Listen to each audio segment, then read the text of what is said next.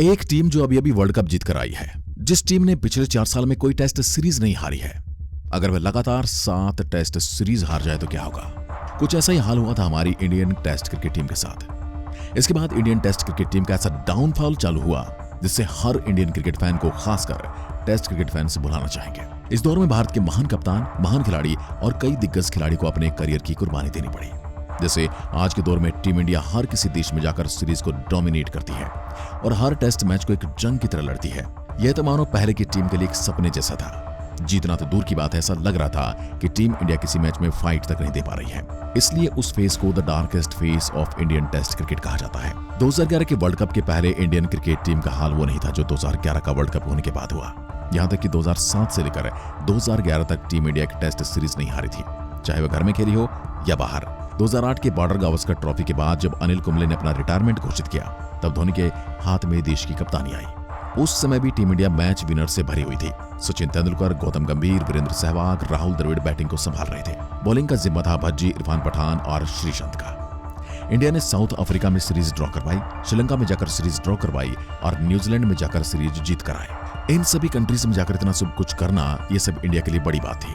India 2009 में पहली बार MS Dhoni की कप्तानी में टेस्ट में नंबर 1 रैंकिंग पर आई। 2011 का वर्ल्ड कप भी टीम इंडिया अपने नाम कर लेती है और इसी के साथ भारत को एक तरह से नाइटमेयर टैग मिल चुका था। एक नया कप्तान जो रुकने का नाम नहीं ले रहा था और भारत एक के बाद एक टेस्ट सीरीज जीत रहा था। इंडियन क्रिकेट फैंस के लिए इससे बढ़िया बात और क्या हो सकती है। वर्ल्ड कप के बाद भारत की पहली टेस्ट सीरीज थी वेस्ट इंडीज के साथ, जब बिना किसी दिक्कत के उन्होंने जीत ली। लेकिन ठीक इसी सीरीज के बाद हुआ था इंडिया का डाउनफॉल शुरू।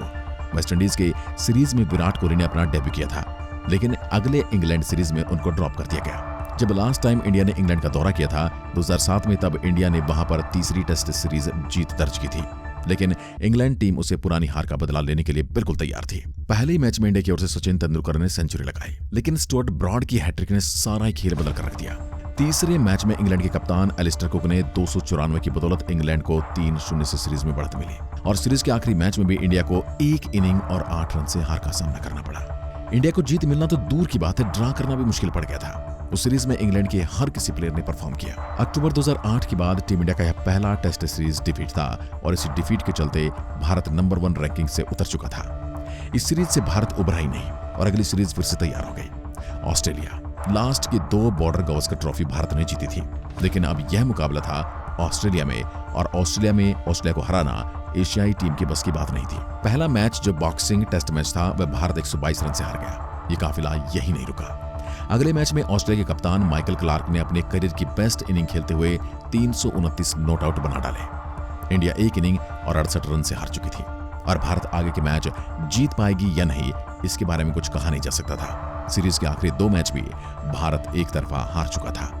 भले ही उससे टेस्ट मैच में विराट कोहली ने अपनी पहली टेस्ट सेंचुरी जड़ी थी, लेकिन वह 1 साल के अंदर भारत के दूसरे व्हाइट वॉश नहीं रोक पाए। ऑस्ट्रेलिया भारत से टेस्ट सीरीज जीत चुका था और उसी सीरीज में VVS लक्ष्मण और राहुल द्रविड़ ने अपने लास्ट इंटरनेशनल मैच खेले।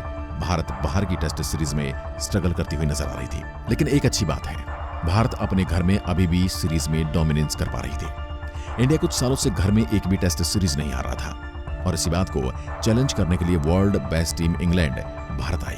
लेकिन सबको यह विश्वास था कि भारत कम से कम घर पर तो नहीं हारेगी। लेकिन उस इंग्लिश टीम का तो कुछ इरादा ही अलग था। पहले मैच में तो टीम इंडिया ने अहमदाबाद में आसानी से जीत हासिल कर ली। उसी टेस्ट में पुजारा डबल 100 बना चुके थे। इंडिया सीरीज में 1-0 से लीड कर चुकी थी। दूसरे मैच में एलिस्टर कुक और केविन पीटरसन पूरे मैच का रुख बदल कर रख देते हैं और इंग्लैंड को एक अच्छी खासी लीड दे देते हैं और बाकी काम बचा विकेट लेने का, तो वह इंग्लैंड के मोंटी पर निर्भर कर देते हैं और उस मैच में 11 विकेट लेकर इंग्लैंड को एक बड़ी जीत दिलाते हैं। इंग्लैंड के मात्र 3 खिलाड़ियों ने भारत के 11 को ध्वस्त कर दिया। तीसरा मैच था कोलकाता में और वही कहानी फिर से दोहराई गई। भारत उस मैच में 7 विकेट से हारा। इस मैच में भी कुक ने 190 रन की पारी खेली, जिसने भारत को बैकफुट पर लाकर खड़ा कर दिया। अगला मैच नागपुर में ड्रा होता है, लेकिन भारत की विनिंग स्ट्राइक टूटी। 8 साल में पहली बार घर पर टेस्ट सीरीज आती है। उस सीरीज के बाद भारत ने वेस्ट इंडीज और ऑस्ट्रेलिया को व्हाइट वॉश किया। 2011-12 की बॉर्डर गावस्कर ट्रॉफी में ऑस्ट्रेलिया को भारत ने 4-0 से हराने के बाद में उसका बदला ले लिया और वेस्ट इंडीज को भी 2-0 से हराया।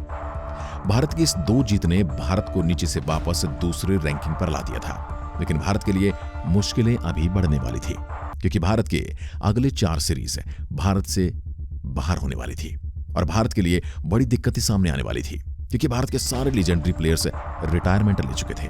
और जैसे कि हमने कहा, भारत चारों सीरीज में स्ट्रगल करते हुए नजर आती है। 2013 India tour of south Africa 0-2 से हार। 2014 इंडिया टूर न्यूजीलैंड 0-1 से हार। इस सीरीज के दोनों मैच में कीवी के कप्तान ब्रेंडन मैकलम ने एक डबल सेंचुरी और एक ट्रिपल सेंचुरी लगाई थी। 2014 इंग्लैंड सीरीज 1-3 से हार। यह सीरीज इंडिया और विराट कोहली के लिए काफी नाइटमेयर साबित हुई। विराट कोहली ने पहली बार इंग्लैंड का दौरा किया और एक एक्सपीरियंस बेटर होने के बावजूद विराट कोहली 4 टेस्ट में एक हाफ सेंचुरी तक नहीं लगा पाए।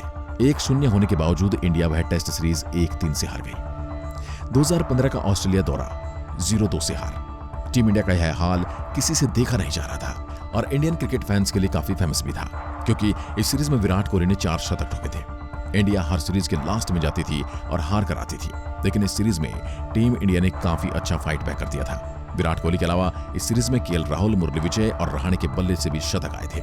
और इस सीरीज में तीसरे मैच के बाद जो हुआ वो किसी के लिए भी अनएक्सपेक्टेड था, क्योंकि सीरीज के तीसरे मैच के बाद Indian former captain MS Dhoni ने अपनी कप्तानी टेस्ट क्रिकेट से छोड़ दी थी, क्योंकि भारत लगातार 7 टेस्ट सीरीज हार चुका था और भारत की रैंकिंग भी।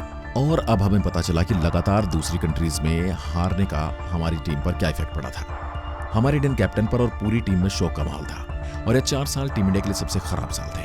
और भारत में जो टेस्ट में अपना नाम बनाया था वह अब खराब हो चुका था, जिसकी वजह से काफी स्ट्रगल देखना पड़ा और यह स्ट्रगल टीम इंडिया का डार्केस्ट फेस बन चुका था। इसके बाद हमें कुछ ऐसे खिलाड़ी मिले जिन्होंने फॉरेन कंट्री में जाकर भी डोमिनेट करना शुरू कर दिया, और इसका पार्ट 2 आपके लिए जरूर लेकर आएंगे। अगर आप इस वीडियो का पार्ट 2 देखना चाहते हैं तो मैं कमेंट में लिखकर जरूर बताइएगा। आपको इसका दूसरा पार्ट चाहिए जहां विराट कोहली की कप्तानी में टीम इंडिया ने नंबर 1 की पोजीशन एक बार फिर से हासिल की। India fight back. आज की वीडियो में बस इतना ही। जय हिंद, जय भारत।